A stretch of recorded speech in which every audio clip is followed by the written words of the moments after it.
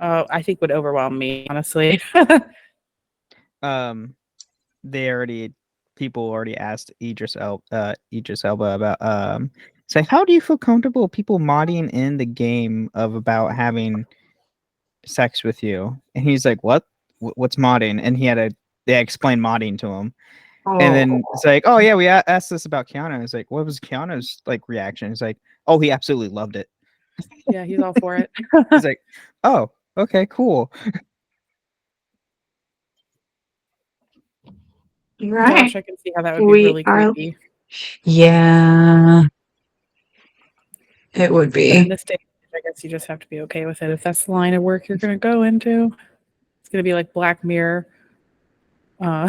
that most recent season where they just have like this metaverse of AI characters and likenesses portraying things.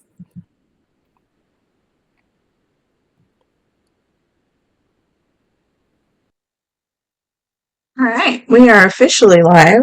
We don't need to start for. Oh, I mean, it is after 7:30. We can start at any time, but yeah, super loose tonight.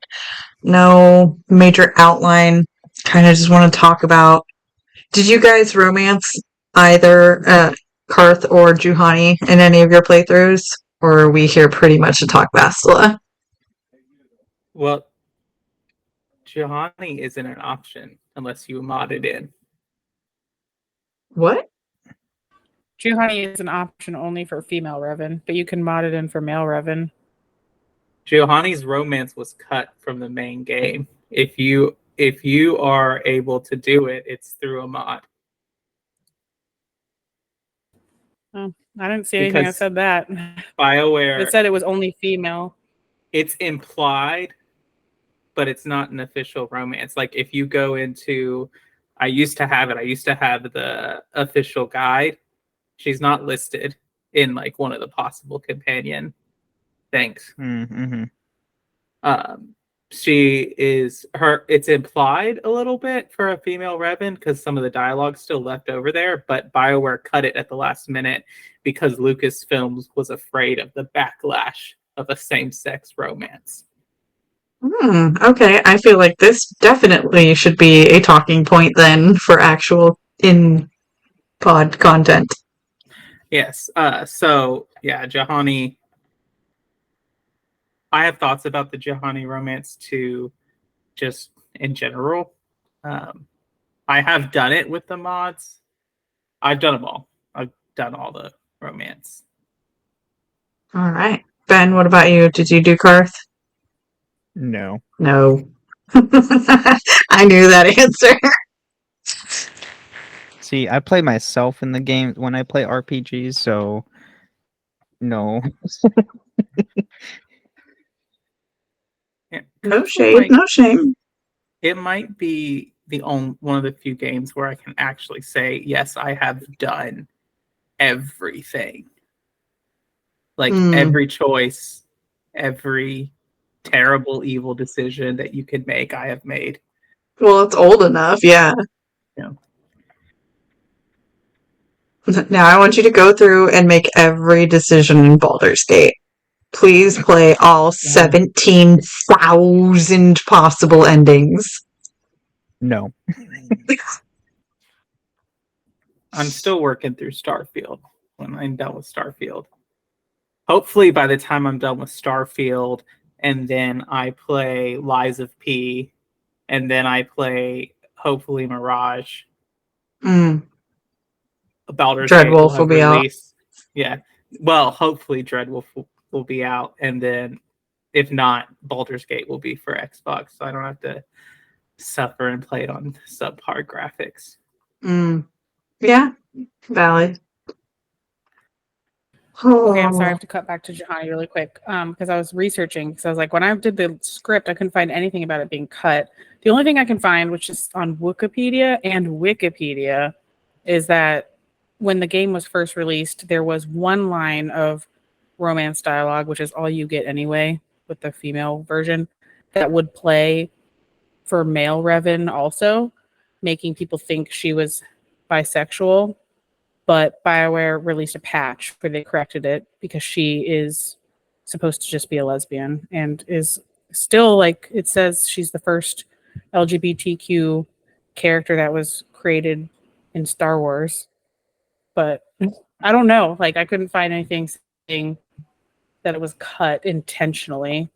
But I did see when I was writing the script that the reason that they made it so subtle, like they did, like they didn't have her say "I love you" or anything, was because they didn't want backlash. But it's also like so minimal and only for female Revan, which back then I feel like how many like the demographics or games still skewed really male, so most people probably were picking male Revan and not realizing she was romanceable anyway, and people probably just straight up killed her. So I don't know, but that's not what it says there. Who knows? Well, it's interesting because I remember, and I'll have to go back because both KOTOR 1 and KOTOR 2 have extensive restored content mods. So sometimes it's hard for me to remember what is actually in the game and what is the restored content. I did find a Reddit post from 7 years ago also saying like, does her romance come in the restoration mod, like content mod? And people said that it was just for female only. And there were some dialogue things about her feelings on Candaris Ordo. I don't know how to say that name. About him that I guess you could restore that they did cut, but I couldn't find anything about her romance being cut. It was just like lines of dialogue that about other characters that they cut. I don't know. Like it was such a stretch to call it a romance to begin with. So right, but I mean I have thoughts of Juhani just about her romance in general, and it's not great, but good. We are here for the tea. Just for the record, on Steam, so this does not include my Xbox hours, I have 182 hours logged for KOTOR, the first one.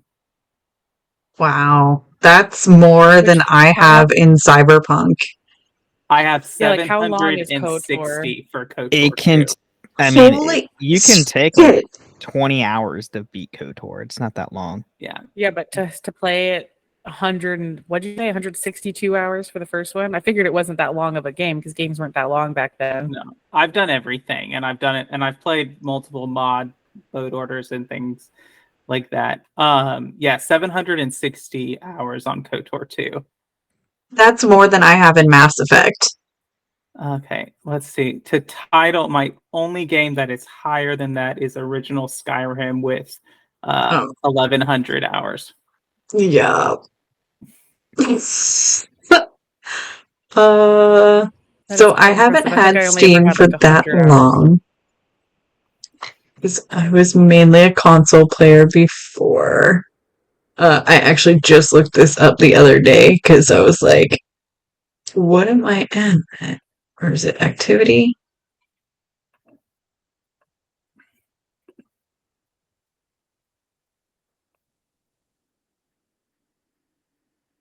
Uh, 400 hours into Legendary Edition. 186 into Skyrim, which is not true. It's way more than that. 181 into Baldur's Gate and 179 in Cyberpunk. Have you beaten Baldur's Gate? No. How are you taking that long? I do everything. You make multiple characters and play. No, this is one character. One character, one run. Like, it's just one.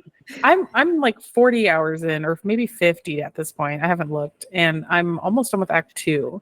Is Act 3 like exponentially longer or something? Because I've been doing everything too. What level are you? Not. I'm an 8 right now. I was already 10 by the time that I finished Act 2. Oh, wow. Well, apparently not digging around quite enough, but also a bard. So I like talk my way out of a lot of things. I don't fight everyone. So I don't know if I get this amount of experience. Anyway, we're not here to talk about Baldur's Gate as much as I would like to. We're here to talk about. Well, I want to hear Austin's thoughts on Juhani first, because we were already talking about her, and I know you don't like it. I would also love to officially start a podcast and maybe do an intro. I was gonna say something about. You kind of just launched into it, so I was like, I guess we're gonna record the intro later. You know what? I love the chaos of this though. So why don't, since I restarted recording forever ago, we'll just keep it and run with it and go from there. Because I love this level of chaos, and I don't know when we'll start the podcast, but it will be at some point during that previous conversation. And right now, here officially. If you are new here, welcome to this beautiful fucking chaos. And welcome back to another episode of Two Girls, One Ship, the podcast where we analyze, rate, and review all that the world of video game romances has to offer. I'm Genesis, the girl who was going to read out how long she had been playing these games for to begin with as my little quirky intro for the day. So I guess that works out. Loving 2.0 patch, by the way. In Cyberpunk. And I'm Bravada, the girl who's here to talk about Star Wars, but my mind can only think about Astarion right now, so please excuse me and my fangirling. Don't shake your head at me, Ben. Speaking of Ben, we are joined by two amazing guests. Both of you have been on the show separately many, many a times, so our fans know and love you. Ben of Temeria, aka Ben of Wizarding World Lorecast, aka Ben of Final Fantasy Lorecast, aka Ben of... You have another Witcher Lorecast. You're the new co-host of the Witcher Lorecast. Congratulations, dude. I have it to my namesake now. Yes. Congratulations. And also Teacup of the many, many shows himself. Welcome back on. Teacup of the Assassin's Creed Lorecast. Teacup of the Dragon Age Lorecast. And there's one more. There's the Aragon, which is no longer producing out shows. But then, of course, the show that you guys both do together, and the reason that you are here tonight, Holocron Histories, Legends versus Canon. Everything to do with Star Wars. And so you are here to help do a wrap-up episode talking about Bastila, Karth, and Juhani. Hello. That was a lot of words all at once. Somebody else speak now. I just want to preface this that I immediately ignored Caden Alenko because he was voiced by the same voice actor that voices Karth. You know, that's not the first time that I've heard people say that at all. That they did not like Caden because of Karth. Yes. He might have died because of that. Yeah. No, part of it was that I played Mass Effect as a early teenager, and so naturally I did the stereotypical thing and romanced Ashley, and so it's like, I'm not killing Ashley, I love her. So Well, it's so funny because for me, I obviously played Mass Effect first and then started doing research on this, so I instantly had the, we kind of like you because he's Caden. So it went backwards for me. As someone who has not played KOTOR or KOTOR 2, but Mass Effect, I definitely can see how going one way could really bias you either positively or negatively towards Raphael Sparge. But also, I mean, Caden is so much better than Karth. I would, if it was a choice between like Karth and Bastila on Vermeer, obviously Karth dies, but it's really hard for me to kill Caden. I agree. Yeah, I would pick Caden over Karth, hands down. Ooh, but would you choose Femshep over Bastila?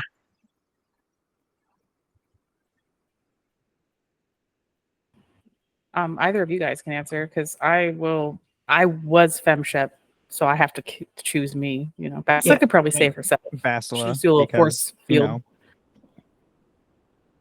So, I mean, if you think about it, you could save Finshep and Bastila will just protect herself with the Force. Okay, you know that the person is going to die. There's no way of. Oh, then yeah, Bastila. You know, this is a hot take. There is only one of the original KOTOR companions that I actually like as a person. That I look and I'm like, I like you as a person, and that is Canderous Ordo. Okay. So Which I one would was that? choose he's the Mandalorian. Oh, okay. I would choose Finshep just because, like B said, I was like Finshep is my character, so of course I'm going to choose Finshep. But I also just, and this could kind of go with Bastila. Bastila really frustrates me. I just think that I need to choose my words carefully here. She is a character who has not had a lot of tragedy or struggle in her life. And the minute that some of that happens, she caves and throws away everything that she claimed to so staunchly support. Mm-hmm. Okay, I can see that for sure. She didn't have, I mean, when she was talking about like her mom wasn't the most supportive person, her dad was never around. Yeah, that's kind of quote, quote, standard trauma, I guess, growing up. And then you went and lived with the Jedi and you trained with them and you became super powerful and well respected and had your whole own life. And then a couple of bad things happened and it pushed you away from everything you've ever believed in. So maybe your belief system wasn't that strong. You didn't have that much faith in the light side. You didn't have much faith in the Jedi Council. I see that. I think it's because she's privileged. Like she's the most privileged companion, and she may have faced adversity, but she hasn't faced like Juhani levels of adversity or anything, or even Karth, who's like struggled a lot to just being a grunt, because that's hard. And like Bastila is also like the golden child, so she's all special, and maybe she's had to work hard, but not as hard as other people. So she's got this attitude about her, and I'm just like, she needs to be humbled a little bit. And then she is, but her hubris is such that she has to like completely go to the dark side to get humbled, rather than just like a little dip in the toe in the water. So I don't know. I'm glad it happened. She's probably a better person for it. But yeah. That and like her falling to the dark side was more the fact also kind of a cause and effect of finding that the person she's following, is Revan, the Dark Lord of the Sith, who she was sent to kill. She And knew that going in. Did she? Yeah. Yes, she was part of this when she recovers. That's right. Him, she was privy to his. She is the one who arranged for Revan to be on the Endar Spire. I forgot about that. It's been a minute. Yeah, but if anything, that just proves the point more that her foundation of faith was so weak, because she literally like saw this former Dark Lord of the Sith, if you're playing it this way, like trending quite light side, and she's just like, oh my god, I must just suck, I guess, because he's or she's clearly doing it, and they're supposed to be all bad. I'm supposed to be keeping watch, and here I am with all of these forbidden thoughts. And it's like, I don't know. This is why I like what happened to them canonically, where they're gray side Jedi after that. Because to me, that just makes so much more sense. And that's what happens when you try to shove yourself in a box, is you just get all anxiety filled like Bastila.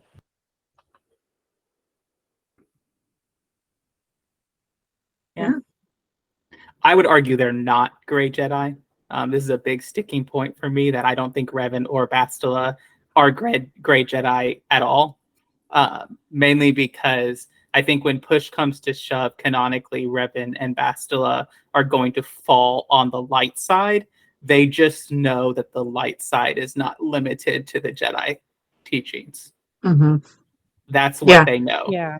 I think the Jedi Council would classify them as gray side, right? Just because they're not like super devout No. Jedi. No? No, because That's how I always looked at it. Gray Jedi is a fan-made concept. It was never endorsed by Lucasfilm or LucasArts. Like, I mean, we have a whole episode specifically on that. So, Yeah. no, they don't exist. The closest in-universe definition of a gray Jedi that we get is in KOTOR 2 for the Sith Lords, and it comes from the gray Jedi robes, an item that you may never encounter because all of KOTOR's loot is randomized. Oh, wow. And it just says these were Jedi who disagreed with the Jedi Council. They're still Jedi. They're still part of the Order, but they just disagree and don't operate under the Jedi Council. I just like that. Like, I hate thinking that there's only two ways to be. Like, you're either all good or all bad. But, I don't know. It's simple for a little space opera movie, I guess. What about the ones whose lightsabers they actually went through the ritual of purification and stuff? What are they classified as? Like with Ahsoka's white lightsabers? Uh-huh. I mean, Ahsoka herself is ambiguous because there are points both in the variety of the thing where she says, I'm not a Jedi, and then she does claim the Jedi moniker.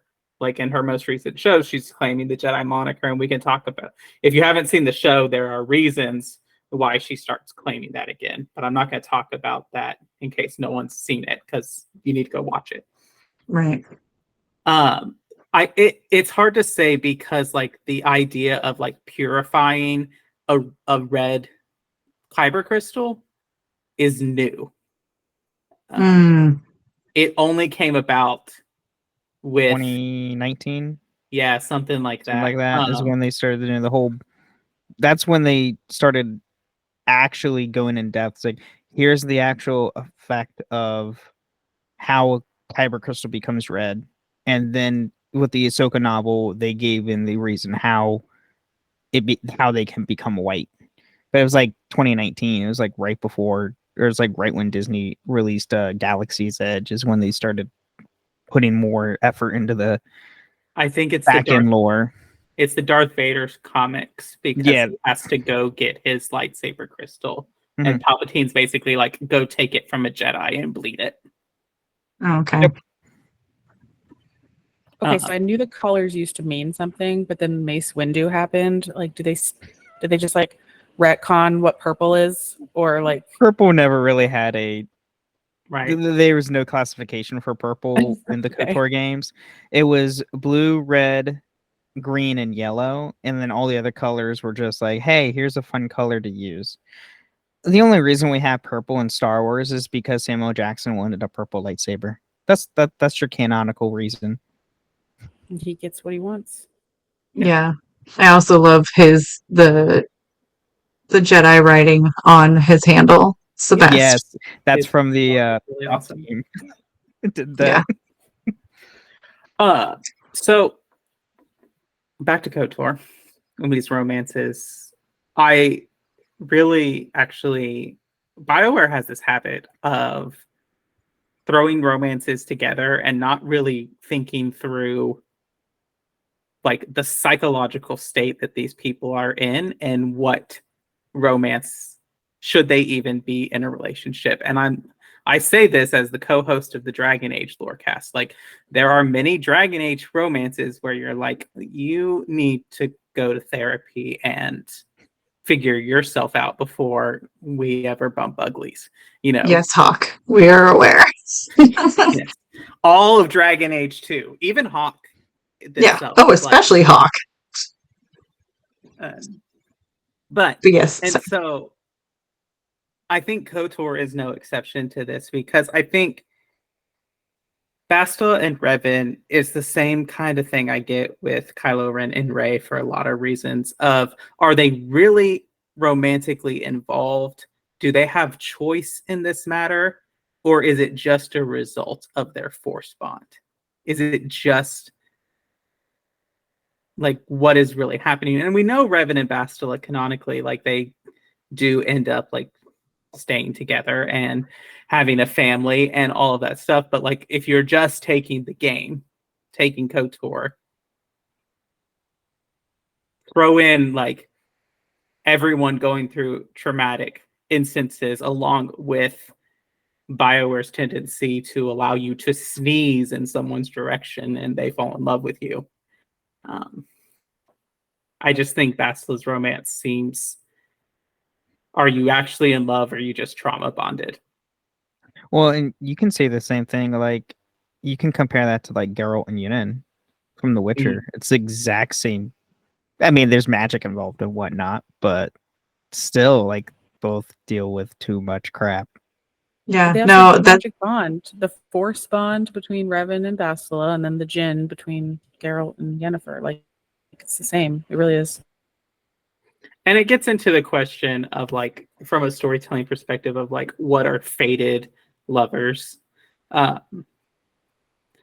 you know, I was on here for when we talked about Bayek and Aya in a lot of ways. And one of the things I love about their romance is it's a point of like, they don't end up together. It's kind of fighting against that fated to be together narrative that so often happens in video games. And then Karth's romance is obviously just like, one, I am just always confused of like, does this actually like, because there's no culmination of Karth's romance. I always liked romancing Karth and then choosing the dark side option. so making him run away on the beach. Yes, I think that's funny. But I'm also the person who romance Anders and then kills him. So, you know. Yep.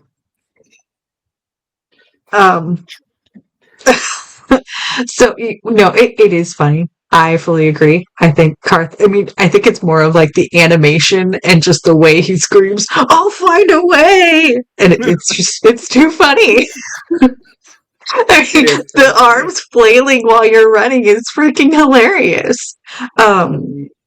Oh. So I don't know if you know this, but so in the second game, depending on your choices that you make and whatever for your deciding the fate of Revan, HK47 has some very interesting commentary where he mimics each different companion talking to Revan, and you really need to look it up. I'm not going to do it, but one for Karth, he's like, because HK always subs for Revan Master. He's like, "Oh, Master, I hate you. I'll never trust you. I'll never trust anyone." And I'm like, "Oh, yeah, that's Karth." It's the exile, sir.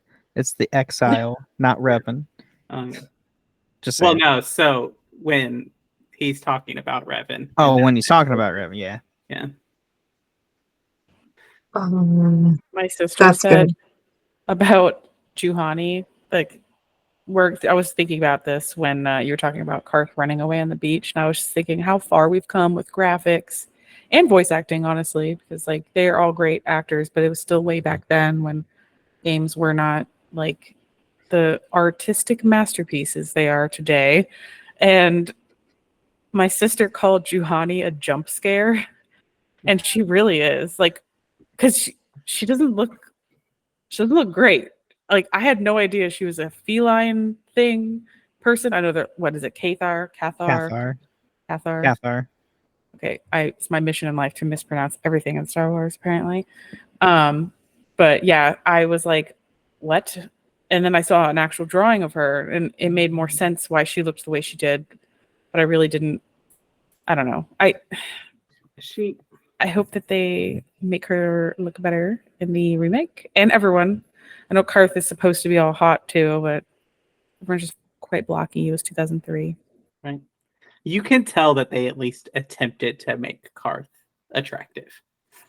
But yeah. I think with Juhani, my thing about Juhani is that in the romance novel, so much, or in the romance with Juhani, so much of it hinges on as Revan as this like savior aspect person that comes into Juhani's life and comes to, you know, the Cathar homeworld and liberates them from the Mandalorians, and then all kinds of stuff with her stuff on Harris and everything. I just feel like Juhani at least loves the idea of Revan and not actually Revan, even though she doesn't do that. And it just makes me feel she presents very young.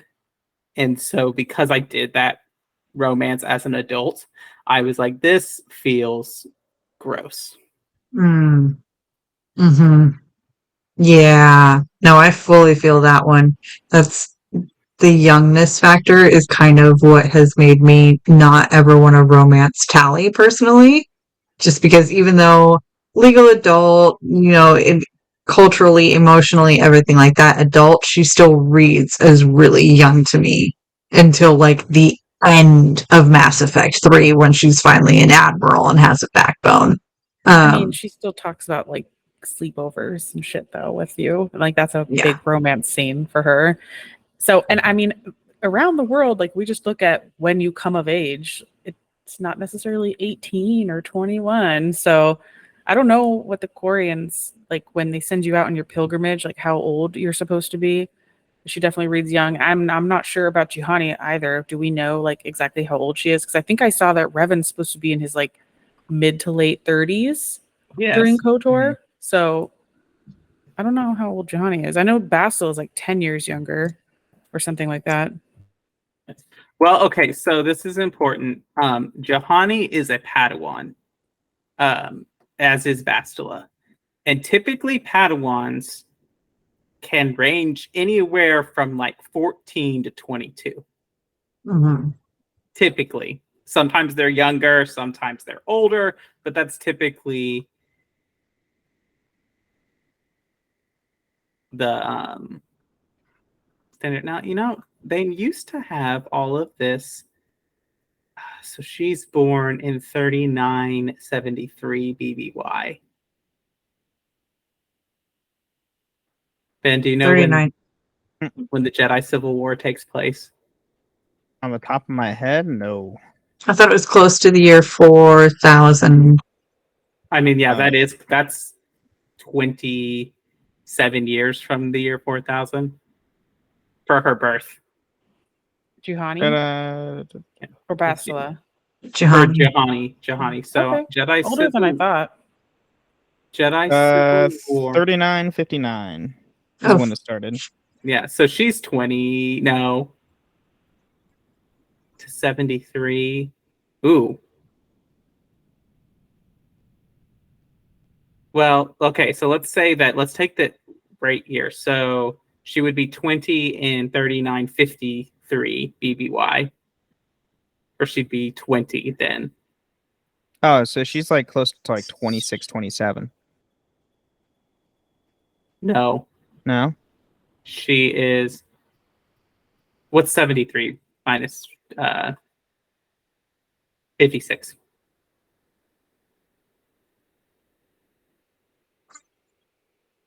$17 She's 17.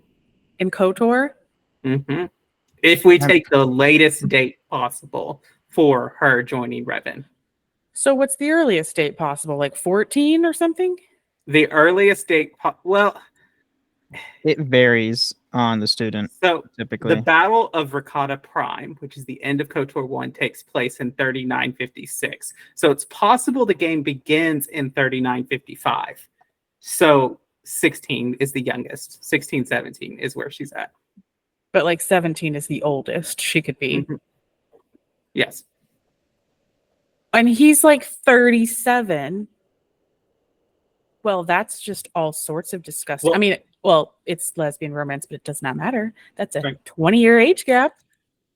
And it's another thing about, you know, we can talk about Cathar's age of maturity, which might change it, but you know, everyone talks about Mission is 14 because she states her age in game. And She's the hold young on. one. She's supposed to be 14. They modeled her like an adult Mission Okay. is 14. She says she's 14. because this is me and my curse or Star Wars. Is it Twi'lek?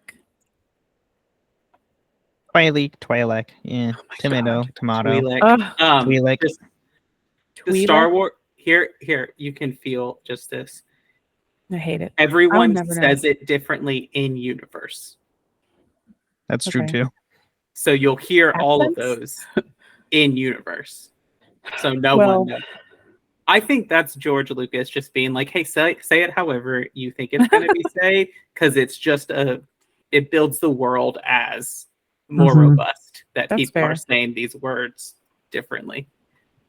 Yeah, they could have made her look more like a kid, I think, in the modeling. I don't know how Twi'lek's age, but I know that they've always been like the sexy green alien for Star Wars.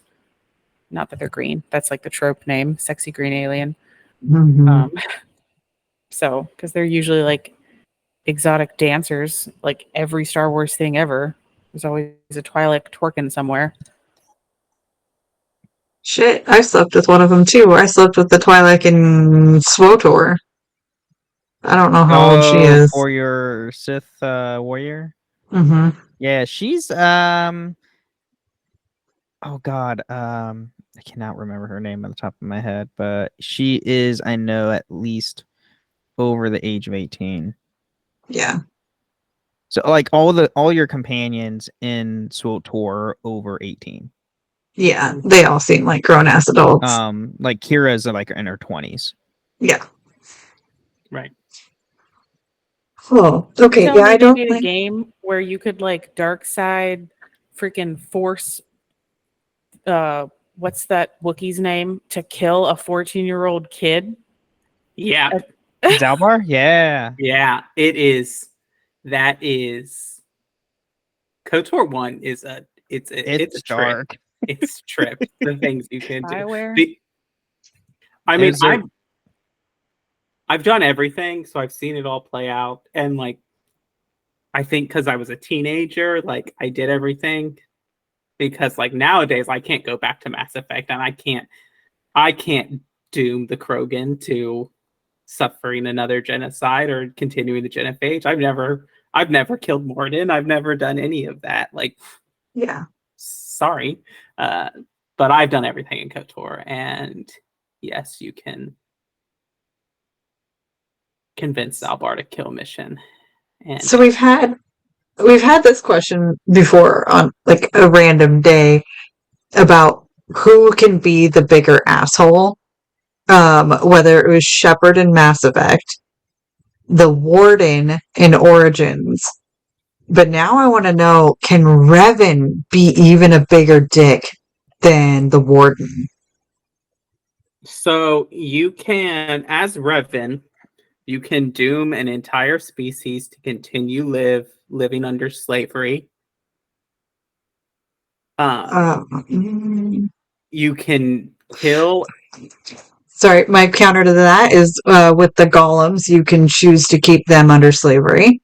Yes.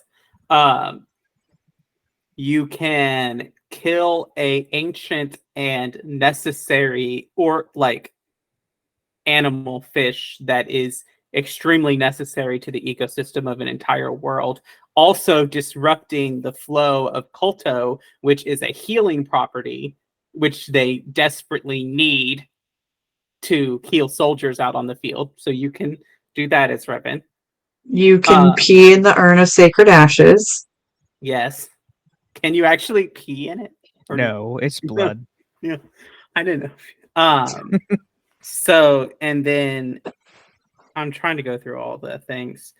You can just straight up pull an Anakin and slaughter an entire tribe of Tusken Raiders. You can You- kill Zevran just right there, and Yes. Sten, and a lot of I've people done right in that. their face. I've done Okay, that. but Zevran's asking for it, first of all. And he Jeez, is V, not- he was just asking for it. Was his skin but he was his literally clothes too attacks skimpy? you. He I know. attacks you. I know. So Wasn't this your first playthrough, Austin? on Zevran, yeah. Yeah. My first playthroughs of BioWare games are bloodbaths. I cannot wait to blind play Dreadwolf and see how many people die. God, I'm scared. But and then not only can you infiltrate the Sith Academy on Korriban, but in your competition you can kill all of your competition instead of saying, "Nah, I'm not going to try to earn prestige. I'm just going to kill everyone who's competing with me." Process of elimination. Then you can kill the master and apprentice to the Sith Academy, causing a power vacuum, which causes the entire academy to implode on itself, and everyone vie to kill that. Not to mention, you can betray all of your companions leaving and kill them all, leaving only Candris and the droids and Bastila left with you. And then you can basically convince the Republic that you're on their side, but then at the last minute, Bastila uses her battle meditation to turn the tide and just annihilate the entire Republic, not only also stranding Karth on the Rakatan planet of how the hell is he going to get off that planet when we just wiped out the entire Republic fleet. Okay. I think it's a good case. I think Shepard can be the biggest asshole, but I think it's a tight race between the Warden and Revan. Because I always thought that the Warden was a bigger asshole than Shepard. Could be a bigger asshole than Shepard. I mean, it is true because you can just, as the Warden, you can just kill everybody. Like, you can just walk in and just decide to kill everybody. Yeah. You can't really do that to your companions in Mass Effect. No. I didn't realize how much shit you could do because, like, when I played that game, I was such a baby. I was always choosing all the goody two shoes things. And same with Mass Effect. I'm always like hard Paragon.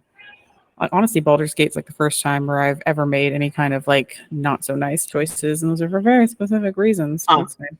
There are some fun ones. You can. Oh, no, this is KOTOR 2, so I guess that doesn't count. But basically, someone's attempting to mug someone. You can use the Force Persuade to convince them to give you all of their credits and then go jump in a giant chasm.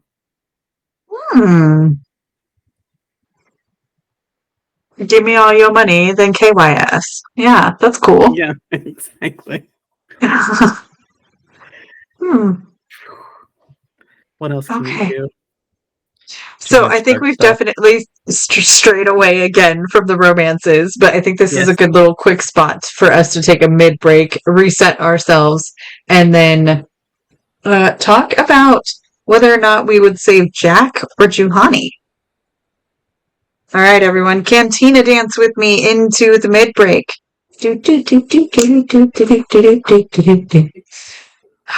All right. Welcome to the middle of the show. We don't really have any fun facts to go over. You guys know all the information. Leave us a 5-star rating on Spotify, on iTunes, on whatever podcast platform you listen to. I recently went through and made sure that all of the comments have been fully updated and are all published. And I'm loving seeing people interact with us on there. And of course, a huge major shout out and big love and thank you to all of our patrons, to Toasty and Apollo, Becky, Daddy Bat Knight, Stone Mystios, Muffiny Cake, Mackenzie, and Winifred. Very much appreciate all the love, major hearts.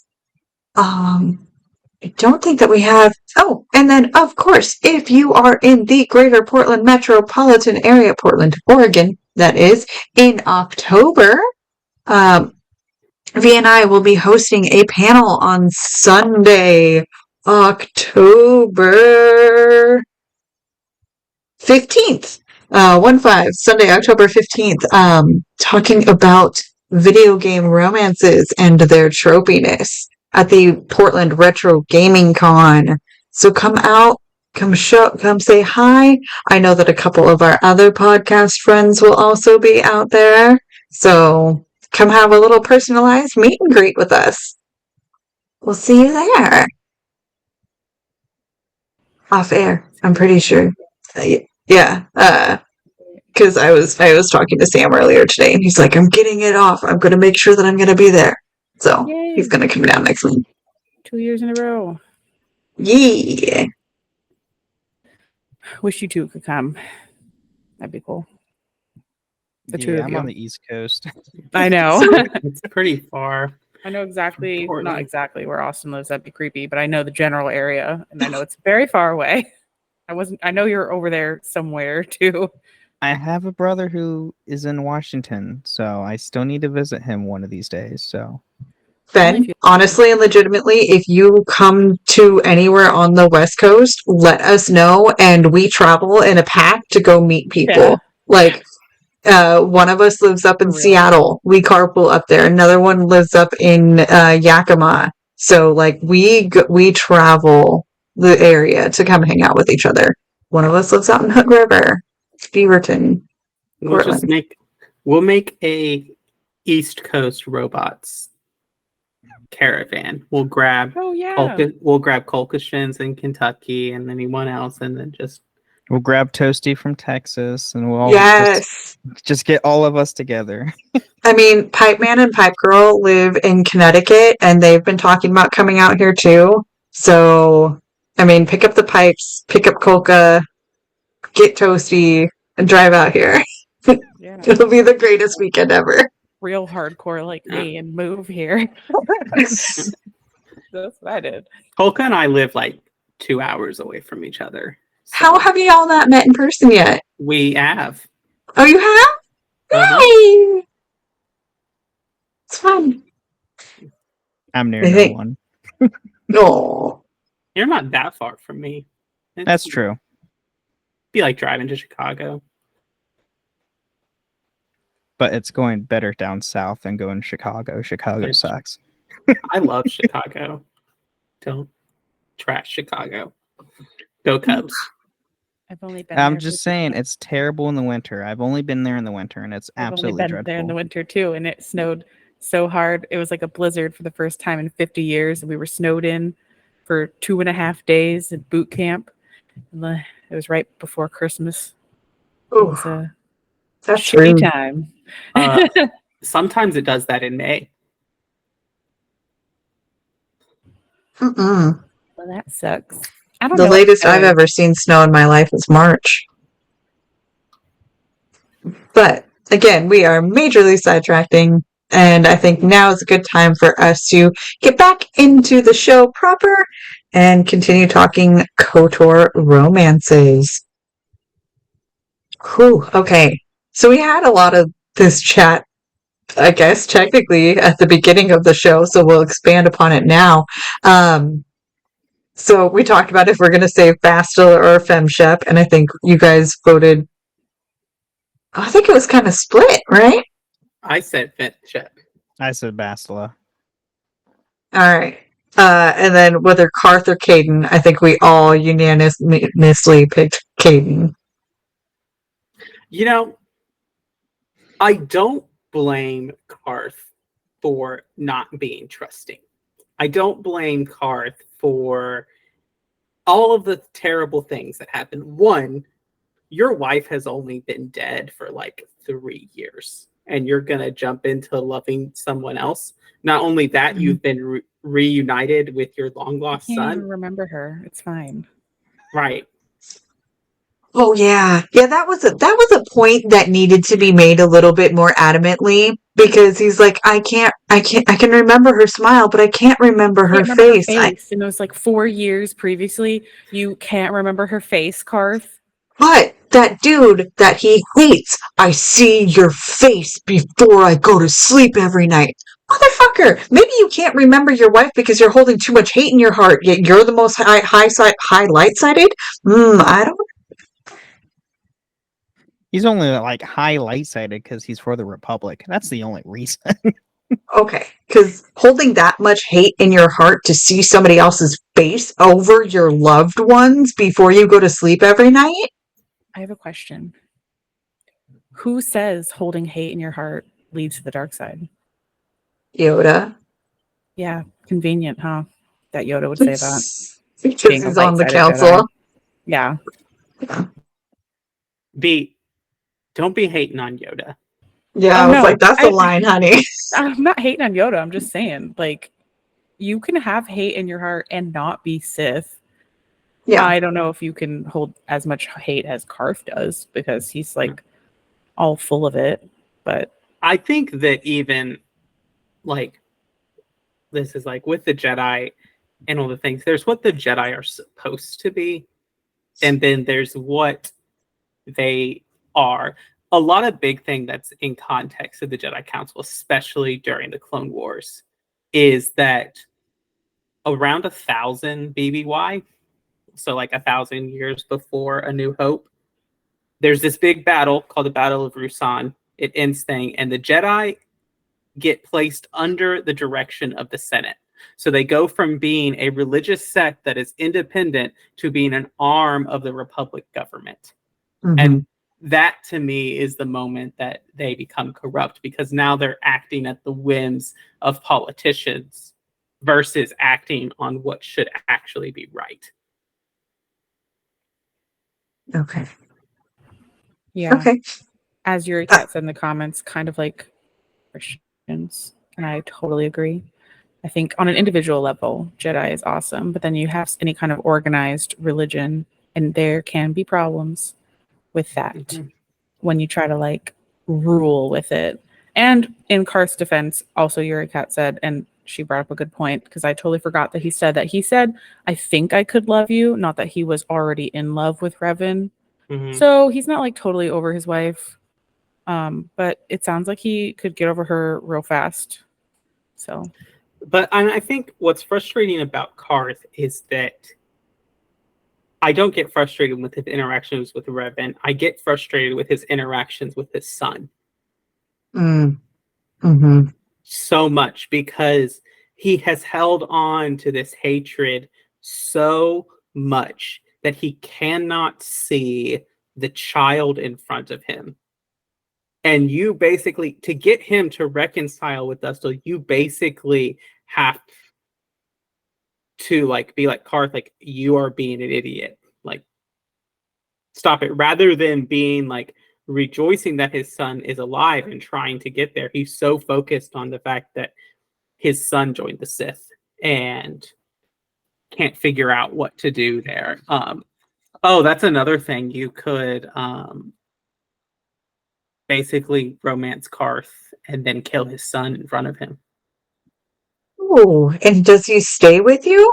No. Okay, I was gonna say. he's got some kind of agency. Oh my gosh.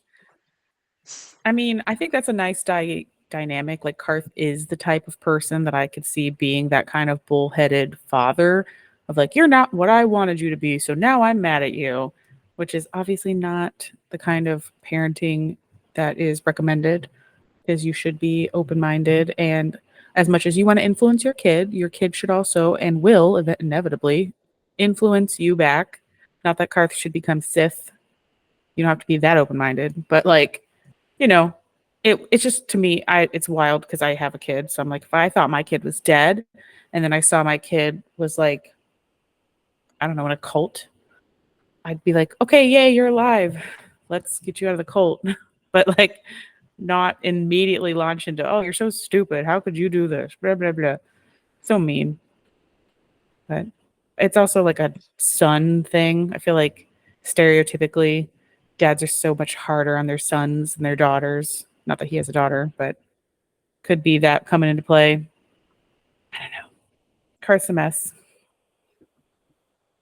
All right, so final question on Karth. Are we saving Karth or Caden? He's a Caden. dick. Caden. I'm saving Caden. At least Caden's like, nice. Yeah. And And he has biotics, and Karth Right. can't Yeah. use the Force. That too. I think the thing about like Karth is so self-righteous. And Caden is really not. Like, Caden holds so much like baggage, especially over the story of where he like biotic kicks the person and kills them instantly. He holds so much like grief, and he's like, no, I'm not perfect. Like, I'm not anywhere near that. And like, yes, we can talk about Caden's self-righteousness in Mass Effect 2, but Yeah. I honestly think BioWare put that in there just to create drama, and they Mhm. didn't really think through the decision of that companion leaving you. Yeah. I agree with that. And Caden has some of the cutest little lines in the entire trilogy to me. You bring him to the frozen planet in Mass Effect 1, and he steps off the ship and goes, I should have brought my sweater. It's just like so adorably cute. Like, it's stupid cute. I love it. Just be cute enough and we'll save you. Under Yep. Meyer. Pretty much, yeah. Okay. All right. Our third character to speak of. And also another duality here. We have Courtney Taylor, who is both Juhani and Jack. Who do we... I don't know in this one, because Juhani has Don't lived... know. There's She a has had... question in your mind? Okay, who's the bigger trauma survivor? You know, it's like... Jack. Jack? Jack is experimented on for years. Yeah, Johanny was a slave, and that sounds horrible. Well, And she has a lot of trauma, and she saw her dad get killed.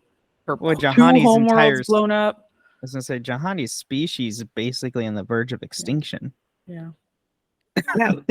Like, and they're not around in the original trilogy. Like, by the time the prequels or the original trilogy, like her species essentially almost goes extinct.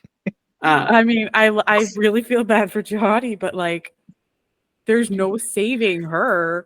They're saving Jack, though. I think this is what it comes to.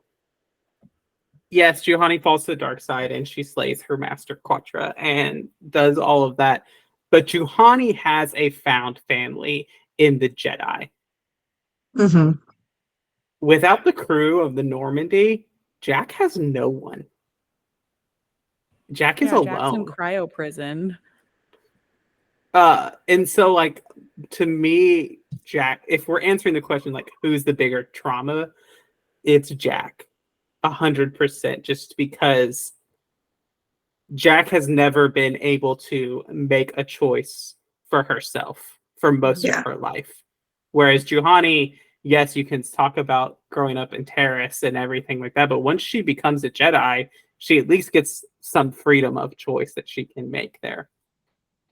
She's like a real cat, though. Like, no matter what, she's going to wind up on someone's balcony and they're going to adopt her. Like, she will be fine. Jack, on the other hand, needs to be rescued from prison. And then, yes, in Mass Effect 3, she has her students. If you have, like, and then you can kind of encourage that relationship a bit more. And then, you know, you can hope that after the Reapers are destroyed, or whatever non-canon ending you chose, that they will then, you know, Jack will continue to heal and stuff. And like Juhani's like, whatever. Like, do we even care? She gets a medal. She gets to hear the Wookiee make the sound at the medal ceremony, like at the ending of every Star Wars. And then what happens to her? What happened? Do you see her in KOTOR 2? Is she like around? No, we don't have any update. She has a brief mention in the Revan novel, but it's basically just like Revan is basically like, Juhani's too tied to the Jedi for her to come with me. Yeah. And apparently, if we just would left her in the Grove, she would have eventually found out that she didn't actually kill her master, and it was quote unquote all a test, and then she would have just gone back and continued being a Padawan. Stupid test, but whatever. Okay. I have strong feelings about that one. I think it's dumb. Make her think she killed someone and then wallow. Oh, yeah. It happens more often than you think in the Jedi Order. I mean, look, I'm not surprised that exact plot has been copy and pasted a few times, just like everything else in Star Wars, which I'm not hating on Star Wars. I love Star Wars. If it's not broken, don't fix it. But they borrow a lot from themselves. Look, listen, this is my beef with KOTOR, especially the KOTOR 1 Jedi Council. They send 3 Padawans on this super important mission. They send Juhani, as a Padawan. They send Bastila, who is a Padawan, and they send brainwashed Revan, who, yes, is technically a Jedi Knight, but is a Padawan with no master, and just are just like, hey, just go figure it out. I work with teenagers, and I'm telling you, I would never in my life send 3 teenagers to go to the grocery store without an adult. That's what I'm saying. Like, they made the most unhinged decisions. But they have cars. What? Wish Han Solo. I'll make that joke one more time because it's so accurate. Like, what does he do? What does he do? He lost Bastila within the first 5 seconds of the game. So his one job is already, he's failed. And then, like, the whole time Bastila in the game is like, I'm a Jedi, I'm a Jedi, I'm a Jedi. And you're like, no, you're not. You're a Padawan. Like, I thought she was a Jedi until you told me she was a Padawan because she told me all the time that she was a Jedi.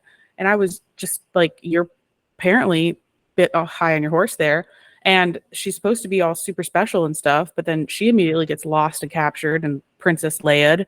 And then, like, Revan, that's the biggest beef for me out of the whole thing, is they're like, who best to do it besides the former Dark Lord of the Sith to do this very important Jedi mission? It doesn't make any sense. And that's why the Jedi Council to me are like chiefs in the Navy. They don't do anything. They're just there being in charge, but like they're not doing anything. It's up there when you compare it to like the prequels of like Attack the Clones. Like, hey, Anakin, go on this super mission with this super sexy senator that we know you have had a crush on since you were 10 years old. By the way, don't fall in love with her. Yeah. Yep. There's like letting people fail on their own, and then there's just sending people to failure. But then they're going to twist it as they do. The Jedi Master's like, oh, but it was a lesson. It was all a test. Here you go. And that to me is like, it's just a cop out, like gaslighting. It's like, it wasn't a test. It was just you being dumb, and now you're trying to tell me it was a test when I passed it, quote unquote, or whatever. And then like the hero's journey is always like they throw this dumb little chosen one kid in who somehow, I don't know why we love stories like that. Like, I for once would like to see a story where that's why I think Mass Effect is so good, because you have a hero who is literally like, here's my credentials for heroism. Like, I can do this. It's on my resume. Yeah. And like I get Luke, I feel like is a little better because at least like Obi-Wan, old Ben, is all the time being like, no, don't go be reckless. Don't be an idiot. Say kind of like the similar to Brahm's character in the Inheritance cycle of like, Brahm is constantly telling Aragon, like, no, you're a child and an idiot. Stop and let the adults handle this. Yes.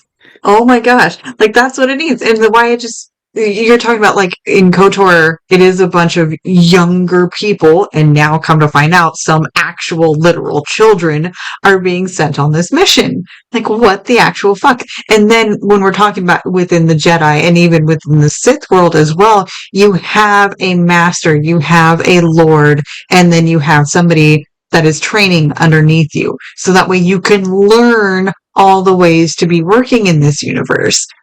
There's a system. They should have had a master within. But then it wouldn't be a game, because then you would assume that you are the master in the situation. You're not going to be a Padawan to a master as the player character. That would. This isn't the Jedi Council's decision, but you do get Jolie, who by all means is an experienced Jedi Knight. But he's also a crazy hermit who doesn't give two craps about the Jedi and their rules. Who's basically, oh, you want to sleep with the sexy space sorceress? Go ahead. Not helping.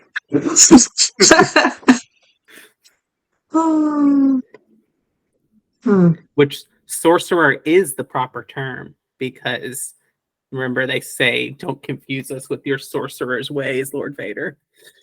Yes. No, that's true.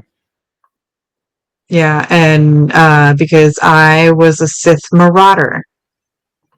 I know. Mhm. I mean, I never thought I would like the Sith until I met you. So Sorry, I heard Ollie in the sorry, background. I That know was so loud.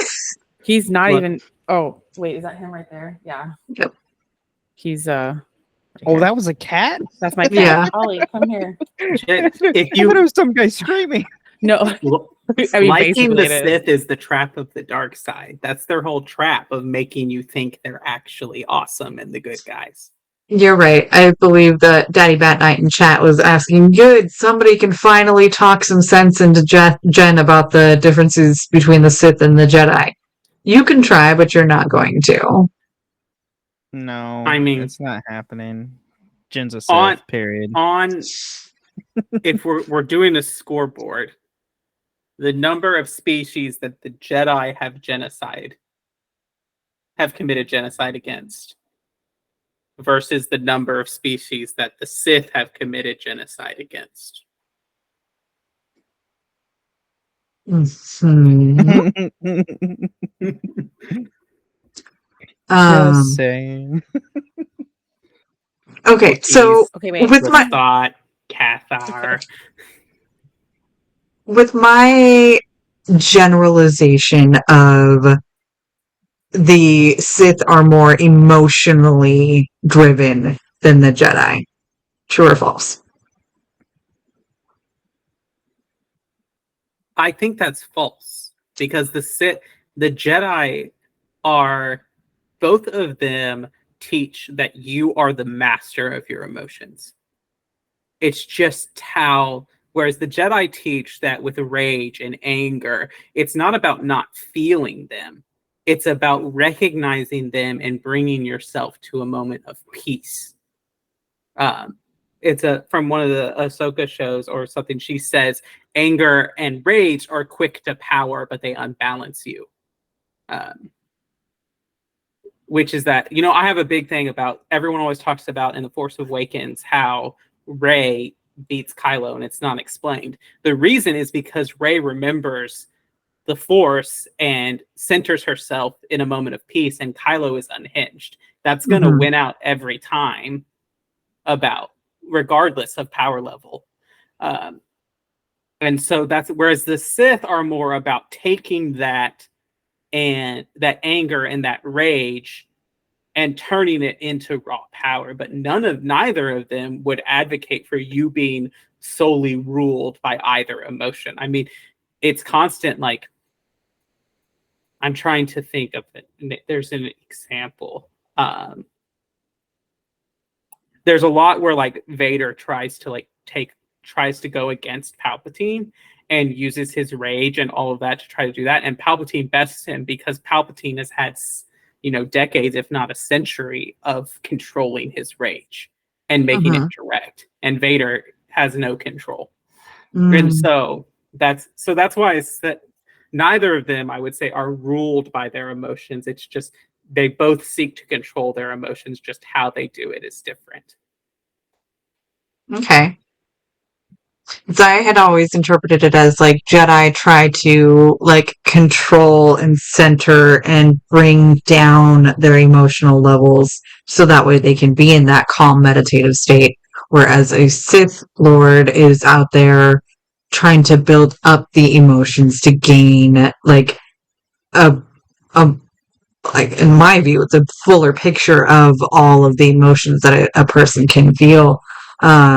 So it's a little bit more of I will feel the emotion, I will let it flow through me, I will let it influence the decisions that I make, but still be in control of the emotions. Where I just felt like Jedi are a little bit more logical and calmer. But that's when, I mean, in if my they were own more way of logical playing. and calmer, then Anakin would never have fell to the dark side. Well, I think that's why he did fall, is because he couldn't do that. Oh, yeah. I think for a Jedi, and it comes back to like Anakin's famous little quote of "We're encouraged to love." I think the Jedi are taught to have compassion and care for things I think this is a difference of, I think the Jedi's, like, the way they forbid attachment is really what is the crux of where they've taken it a step too far. Mhm. Because there's a way for a Jedi to be attached and still maintain the Jedi. And I think if you look at the difference between Kanan Jarrus and Anakin Skywalker, Anakin, and I've said this on our show, so Ben's going to be like, Austin, you've said this for the 10 millionth time, whatever. But Anakin, there was never going to be a scenario that Anakin would entertain where he dies and Padme lives. The attachment always had to be both of them there. Whereas Kanan is 100% willing to sacrifice himself to ensure the protection of the people that he loves. And he loves them and he's attached to them and he doesn't want to live without them, but he knows the greater good. Anakin would never sacrifice himself for the greater good because he always wants to stay attached to what he has. Right. Yeah. I feel like most people are like that. I mean, Yeah. I don't want to sacrifice myself for the greater good. No. How are you supposed Right, to but know it's for the Anakin, greater good? If you're dead, you won't even know if it mattered. because Annie had the possibility of sacrificing himself in order to save his children, and he didn't. And I think that is hypothetical something. children, or like they were already in existence. No, Luke and Leia, the Padme's children. They lived. Yeah, but he didn't know. He didn't know that until much later. And he does make that sacrifice eventually. Eventually. It just took his son to make him realize it. And I would love to come and talk about the arc of Anakin Skywalker. I would too. Everything. Especially now. Yes, but we don't have time. No. No. We don't. For our show. And do we have an Anakin romance game anywhere? Because I mean, we could shoehorn it in somewhere in 2024, I'm pretty sure. I mean, he is a character in the Clone Wars Republic Heroes game and the Revenge of the Sith video game, and he's a character, I guess, technically in Battlefront 2. So he is a video game character. His romance isn't in the game. Because it's always fixed. Oh, no, wait. Hold on. I played as little Annie in so many little video games, and he totally flirts with Padme in those. It's called the Lego games. I know, right? The Lego games. And Pod Racers. Yeah, Pod Racers. Racers. 9. You're right. We're not doing that. I know. Funny enough, I just saw a TikTok of it was from this very end scene of Phantom Menace with Anakin and Padme looking at each other at the award ceremony, and then the guy puts himself in and looks, it's like, he's 9. Yeah. Don't do it. And part of it, I think they do a pretty good job given the time of trying to make them look closer in age, because she's 14 and he's 9 or 10. But it still looks like a 10-year age gap between Padme and Anakin. Yeah. Yeah. Not everything is meant for our show. No. That's why other podcasts exist. There is you could technically take some clips from the Lego Star Wars Skywalker saga. No, V and I made a pact that we are not talking about any romances under the age of 17 really is our cutoff. Below that, it gets smart. Icky. Technically, their romance doesn't start till they're over that age. Yeah, it's true. They might have to make an exception for Life is Strange 2 because he's 16. And I think it's worth talking about just because that's a good story and the romance really sucks. Okay. Yeah, I don't, and especially from me on my side, I'm not breaking down anything. I felt awkward when I thought the characters were underage and had to talk about them kissing, and then I learned that no, they're just 20-year-old people who looked like they were modeled after 14-year-olds. So, yeah. game was Weirdness. that? Life is Strange. Yeah. Oh yeah, Is that? Life is Strange. I thought that Well, they the were first much game younger. they're like 19 and 20, but the second game you play as a 16-year-old, and the ages of your two romance options are not given, but they are very heavily implied to be older than you. So I think they're legal adults, and you are not. It's real iffy. All right. Well, we can't leave on iffy. We don't want to leave in weirdness. Let's do a final thoughts and ideas that we have about the three characters that we have tangented so far away from. But we knew that that was what this show was going to be about tonight. It was a wrap up episode where we go through all the million different conversations that we've wanted to be having this whole time. Thank you also for the pronunciations. Cathar was one of the ones that I was like, I don't know if I'm saying this one right. It was the only one that I wasn't sure on. Bastila, would you romance her today?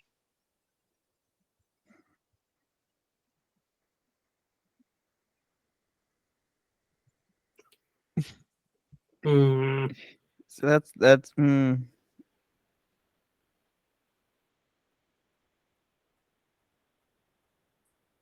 I don't think so. I think if I played them for the first time today, given the like, and I know this was one of the questions about like how video game romance has evolved since KOTOR, because KOTOR was really one of the first that was like a big thing of like you had a romance that you could choose. I think I would just be disappointed, and I would be like, "Oh, we just kissed? Like, what the heck? Come on, BioWare." Yeah. I mean, knowing me, I'd probably still romance her regardless. I don't know. I'm just simple like that. I think that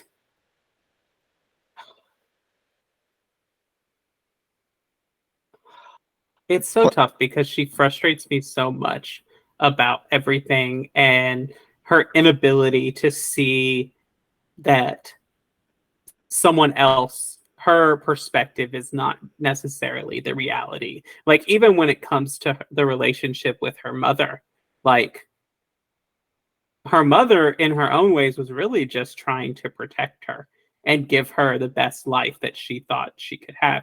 Granted, Helen Shawn is not the most affectionate person or warm person in the world. But like Bastila, it literally takes you going and killing a crate dragon to even get her to consider, oh, maybe my mom isn't so terrible. And I guess for me, I would think like, okay, so what's going to be the little thing that I do that shifts me into this category of irredeemable? Because apparently I can I can enslave an entire species, and Bastila still wants to jump my bone, but send you to the Jedi for a better life. Go to hell.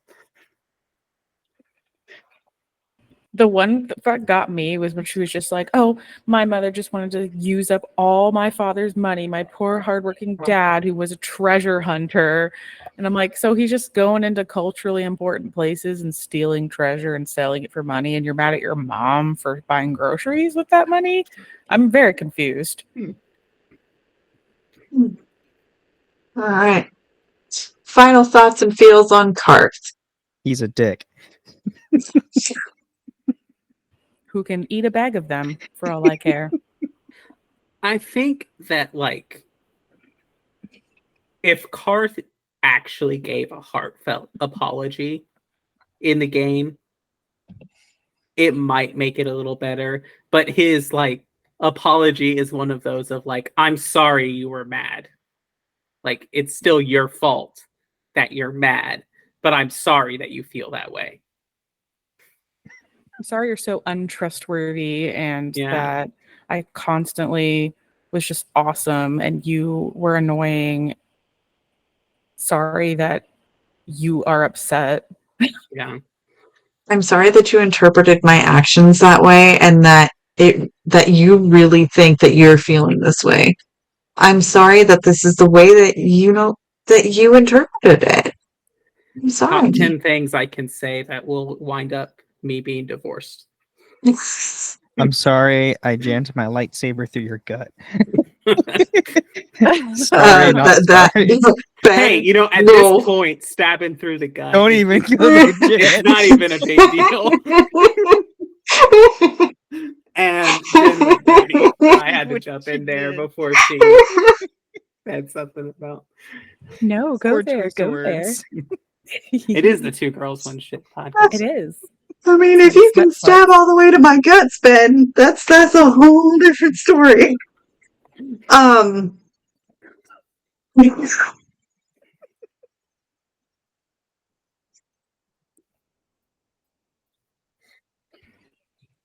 No, okay. Reese. Okay, I'm gonna let this flow through and go to the next one. Juhani. I don't even know if we let Austin do his big rant that he's been wanting to say the whole time about Juhani. I mean, it's just that it was mainly that her romance. It makes me feel icky. She's very infantile in her presentation, and I just am like, no, I have no interest in this. Like, you are a child. You are you are learning, you are growing. And in a lot of ways, she looks to you in a very mentor role as Revan. And that is just gross. I definitely learning that she's that young is I don't like that. And then we talked about whether or not it was actually a modded relationship or not. I think that that's something that's kind of been lost to time now on whether what was part of cut dialogue, what part was actual original in-game canon, and then what the intention was with that. Because we know that we've seen stuff from David Gator and Drew Karpyshyn about wanting to put a lesbian romance in through Juhani. And so hopefully that actually, at least parts of it were originally in the game canon. And then of course they added more to it later through modding and dialogue recovery. But yeah, I don't like the fact that she's 17. That's not cool. Not cool at all. Maybe for the remake, they might age her up a bit. Mm-hmm. Because with the remake, I knew they were going to make changes. So we could get even more romance options. Mm-hmm. That'd be nice. Even if they do age her up, though, she still has to get past blaming Revan for blowing up her second homeworld, and that might just be too big of a leap for romance. But I don't know. Yeah, we'll see. I still love Solus, so I still love Anders. So now that I have gotten this on the wiki, it looks like her romance was intentional. It is extremely difficult to pull off. Oh, just like Liliana. Yes. Well, Liliana's not a hard romance to pull off. Well, it's just hard for you. No. You have to speak to her at the right given time when you're in Lothlorien, and half the time I don't talk to people in Lothlorien.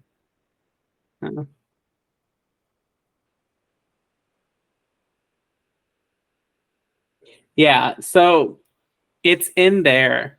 But Juhani is canonically a lesbian because she has this person, Bayala. Yep. And that is heavily implied. Historians would say they were roommates, but just really good friends. Yeah. If you look in Juhani in the code of the game, I guess you can see the script says if Revan female, it sets Juhani romance to true only. So also that way you can prove, quote unquote, she's a lesbian, at least in the game.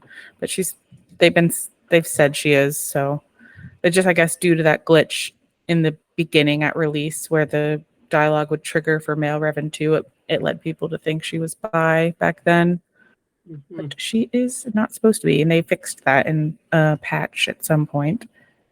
So we shouldn't have that happen now unless you mod it, in which case I think modding sexualities like that are supposed to be like intended, and then modding to have access outside of what their supposed sexual identity is, or I think that's a little iffy. I just romance your options, people. I don't know. Yeah. Or make a player character that aligns with what that character wants, because it's nice to have agency with your romance options. Don't take it away with mods.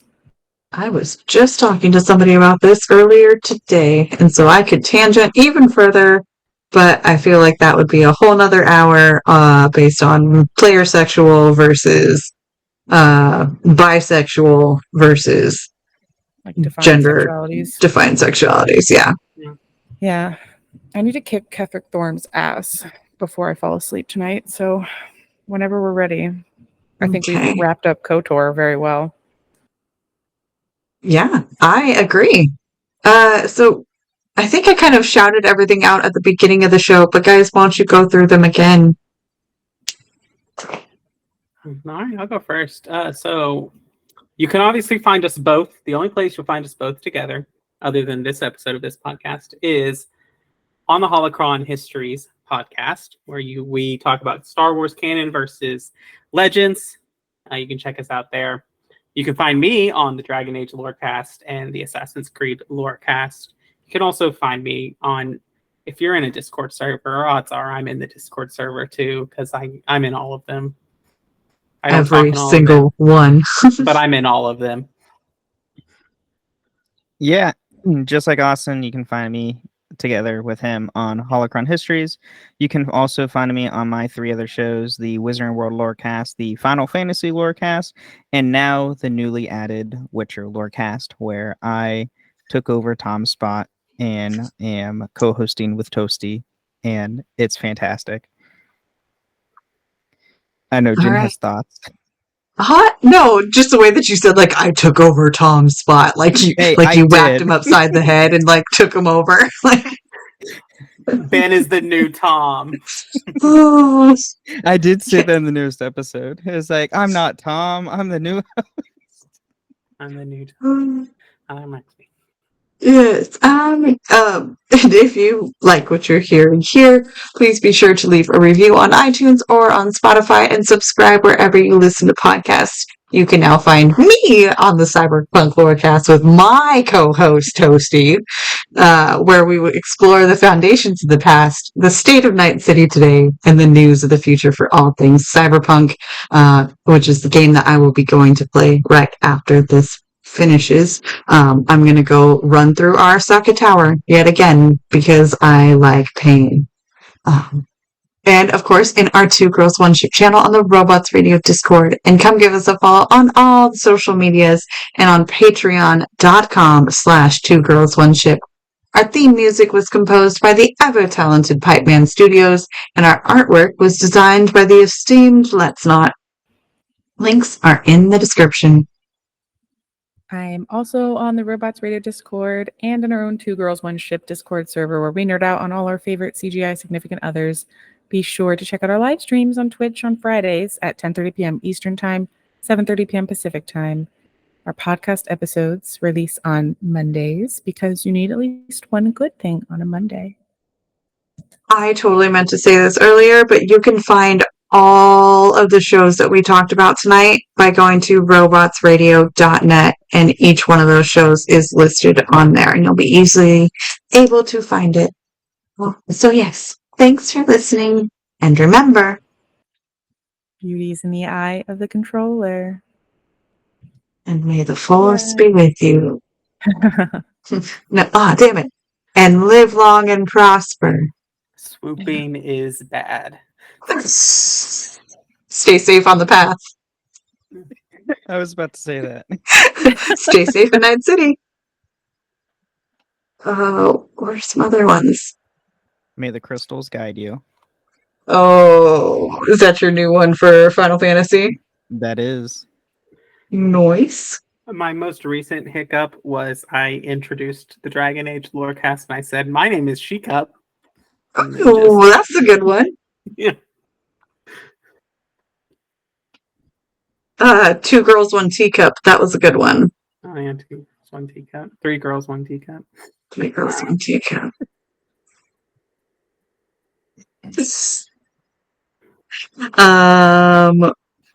Gosh, what are some other good ones that we've had? Other good mistakes. I mean, there was the time I said the word that's not supposed to be said on this podcast. Yeah. On accident. Yes, It was a total accident. Yes, it was completely forgiven. But also then snippeted, and so now it ends up being a permanent audio file all on its And I own. slow-moed it too. Yeah. This is my favorite.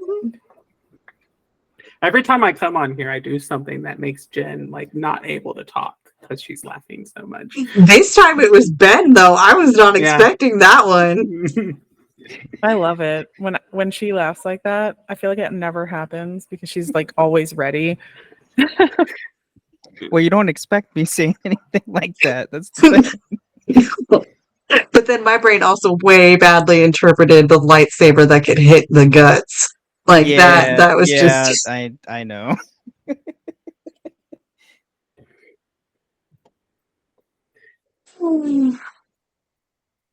Guys, it's late for you. Yeah. It's Late for midnight.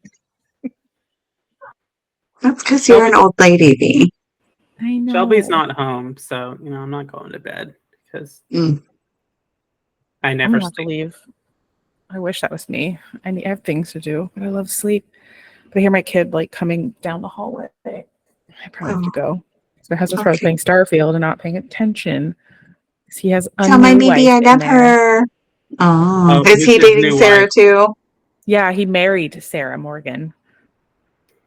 I'm like, you started this game like 2 seconds ago and you have a wife? I have yet. I'm on like.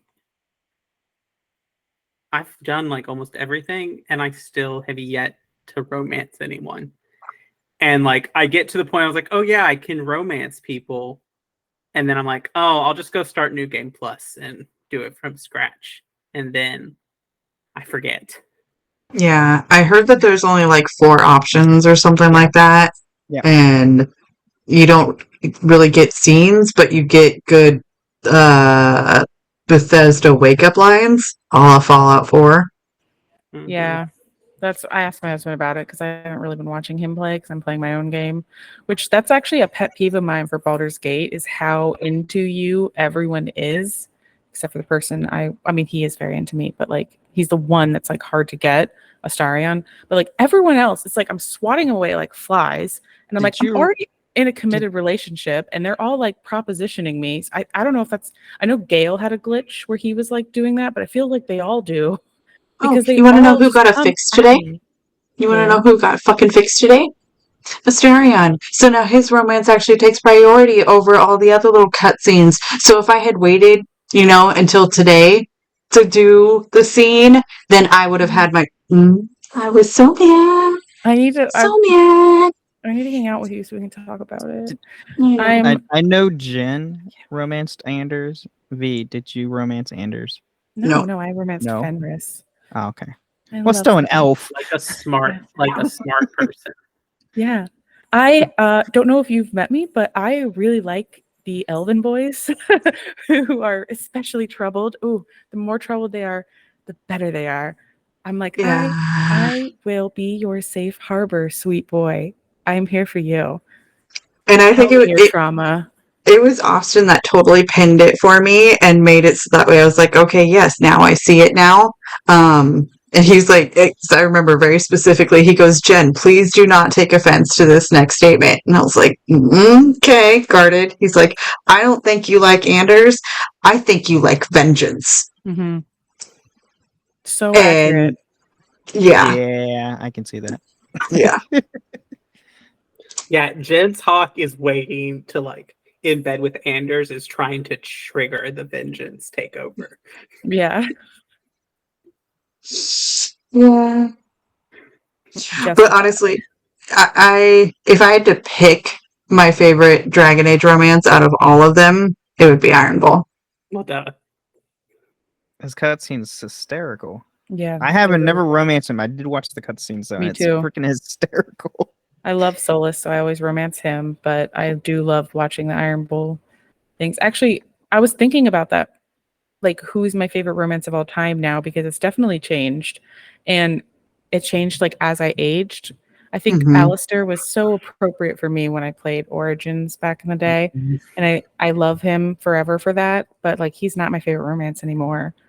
So and Solus isn't either. So I I would actually think Zevran's probably going to take my favorite Origins romance, the one that I think is the best, like is the best thought out and well written. And I'm trying. This is like objectively, like not what. Well, yeah, I would do that. And then Isabella, I think Isabella is the healthiest romance of Mhm. Dragon Age 2. Yep. But I also like her romance. I like the journey of like I like how honest Isabella is from the get-go. She's always very clear of like, this is what this is what I'm expecting. If that's not what you're expecting, we don't need to continue. Right. Which is a very healthy thing, I think. And then probably, I mean, I'm still a sucker for Cullen. He just is so tragic, and I love a good redemption arc from self-righteous chantry boy to fuck you, well, hello, Snips. doggy. I was like, I said Snips. You know, to fuck you, chantry, burn. I Screw love to you, see that Tippler. fall. Because it's Yeah. like Yeah. a fall into goodness out of righteousness. Love it. Right. I Okay, is think. it? Oh. I mean, I was like, we're gonna if talk you all want, night.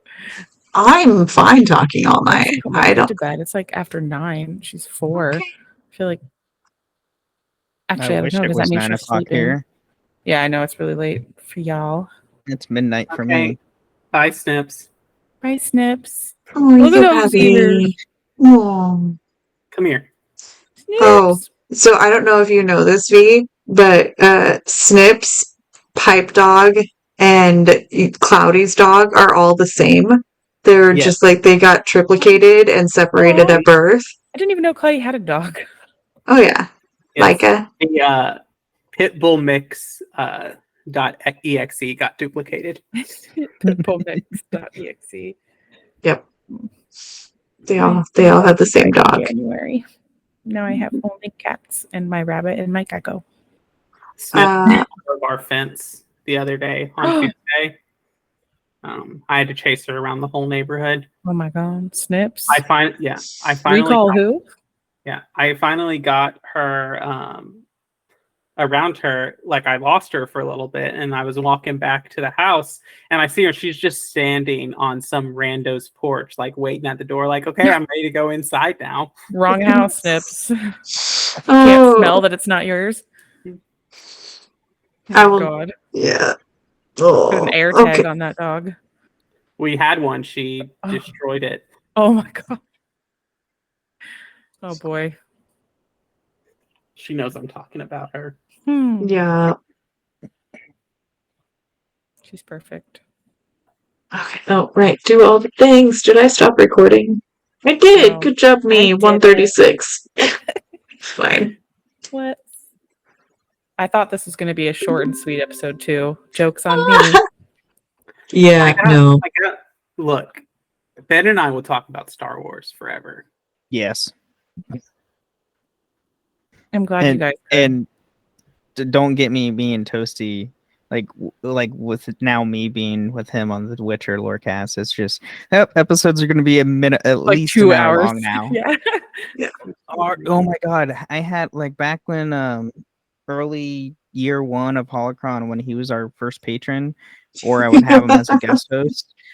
I would bring him on for the Obi-Wan. I think it was our Obi-Wan episode for the TV show, and it was like an hour and a half long because we were just ranting the entire time, and him dropping the F-bomb 3 times in our show. Do you bleep them out? or do you? No, he didn't. I might have left him in there.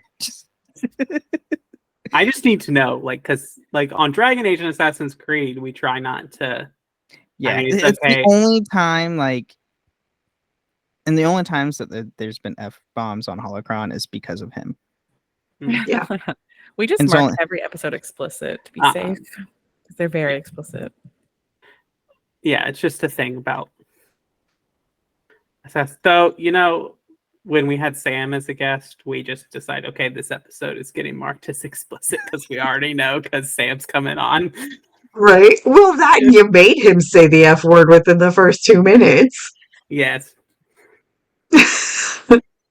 And that is also why we changed our lineup in the beginning. Now I say the word fuck, so I'm the one that breaks the fuck rule. So that way it's not Sam who breaks the fuck in every episode. It's me now. There was something else though too. Sam definitely makes it so episodes are longer. Toasty and I talked for 2.5 hours about the media in Cyberpunk. Holy shit.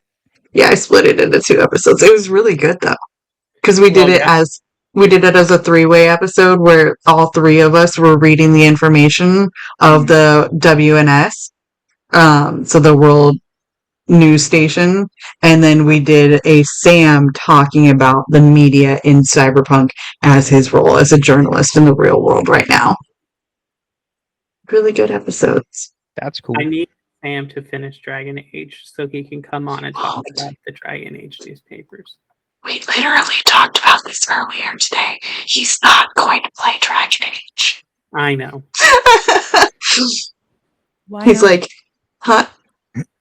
Because he's like, I've got to finish Starfield, and then I want to play more Cyberpunk, and then I want to play Baldur's Gate, and then hopefully by then we have a couple more games come out. And I was like, you think you're ever going to get back to Dragon Age? He's like, if they remake Origins, maybe, or if I see Dreadwolf and I can really get into the storyline and not feel like I'm lost. I'm like, valid. They say Dreadwolf is going to be an entry point, but I don't see how they're going to make it that way. I don't like all the implications of all 3 games. Like Dreadwolf, there's no way that should be a starting point. There's too much history to build up to it. I felt bad people started at Inquisition, let alone starting at Dreadwolf. That's I think starting at Inquisition is in a bad place to start if you want to get into the series. And I did tell Sam that. I said, like, you could start at Inquisition, and if you watch the Keep stuff and get rehearsed, but Inquisition does a good job of having in-game text of explaining things to you. I don't know. I'm worried for Dreadwolf, just in general. Well, with the layoffs. Well, and then that game. No, okay, guys, we cannot start this now. Right, I know. This has been a 2-hour episode. Sam, Shelby, and I did a 2-hour episode on that. But the Dreadwolf was done before the layoffs happened. Yeah. So okay.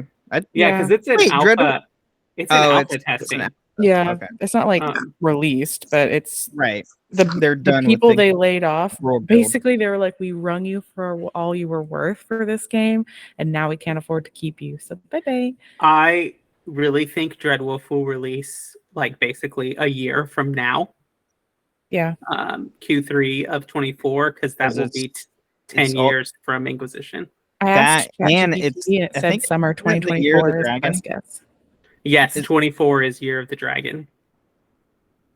Really? Yeah, but that's just convenient. It's not planned. It was supposed to come out this year or last year. Who knows? Even. You know, Microsoft might exit gaming altogether. So who knows whatever's going to happen. If they're not careful, no one's going to care about them anymore, and everyone's just going to move on to Larian, which at this rate is very understandable. I don't know. Starfield's a pretty big game, and Microsoft was very well done. I've watched it is Bethesda. Microsoft Dragon Age. I feel like Dragon Age is so stuff. Yeah, I just think it's closer to compare Baldur's Gate and Dragon Age, not only for content wise, but BioWare used to make the Baldur's Gate games, and now they don't. and they haven't released a Dragon Age game since 2014. So it'll literally be a full 10 years at least when Dreadwolf comes out. Meanwhile, we have and then our expectations of games have fallen so short in the recent years because we have, I mean, not all of them are quite as bad as Cyberpunk coming out, but like that's kind of the standard now. And then we have Baldur's Gate come out and Starfield come out, who are like both of these really awesome, huge games that are complete. You can play them and they don't break right away. And then they keep releasing patches for free and new content for free. And it's like, wow, it's make me feel like what it was to play a game in the early 2000s. Like this is what it used to feel like. It's great. And with Starfield, with Bethesda games, we all expect there to be glitches and bugs because that's how Bethesda games work. Bug Bethesda. Yes. And like yeah, it's like a dented up guitar. It's the character of Bethesda. We love Bethesda for the bugs. This is their least buggiest game they've put out. It is. Yeah, it is, I have been insanely like well I've watched polished my husband play. to, like when Skyrim or Fallout 4 dropped. It looks amazing too. I've been very impressed with the frame rate. Is highly consistent throughout the entire game, except for their most populated area. Yeah, like New Atlantis, you're always going to have drop frames because there's just so much crap going on. Especially when you go on the monorail, it's like it always like stutters for me. I've only had Baldur's Gate crash on me twice out of the last 180 hours, and one of it was literally because it spawned too many things, and then a whole bunch of like add-on mobs got spawned, and I summoned 4 more creatures on top of it, and a spiritual weapon on top of that, so there were like maybe 30 different little 30 NPCs on the screen, and then the environment just decided to turn on as well and was interacting. So you crash one time. So you haven't done the barrel bombs. Barrel Man? No, I have. That was part of it. That's like it exploded and triggered everybody getting hit, and that caused it to crash. So it's like dropping 1,000 wheels of cheese and then using Fusroda. Yeah. Yes. Oh my gosh. I preferred bags of flour. Oh, that's a good one too. I also really liked the sound of the books dropping in Skyrim. Oh, that's a good and one. so that's a cacophony. Like that is, I think that's the definition of cacophony. Is the books dropping after a Fusroda. Yeah. Okay, I have to go. Hear my kid again. Sorry, right. My laptop's about to die too. Oh no. Good night, baby. Love you. Good night. Well, I need to go and I need a decision made. Corpo or Nomad? Corpo. You've played Nomad before. I haven't actually. Okay, then go Nomad. I've played Corpo. Then go Nomad. Nomad is fun, and you get a special item that I didn't know about. Toasty told me about it. Isn't I think I've seen videos of people you get a custom Jackie's car motorcycle is customed. Yeah. And then I think there's a quest where you get your first default car from the prologue, right? I think so. And then like the Corpo is you get a special suit, which is nowhere near as cool as Jackie's bike. That and like it's a suit. Now all clothing's aesthetic though, so that's great. I have to go clean the kitchen. Okay. Yeah. Bye. Bye. Oh, goodbye stream. I don't know why we were still live on that. Bye.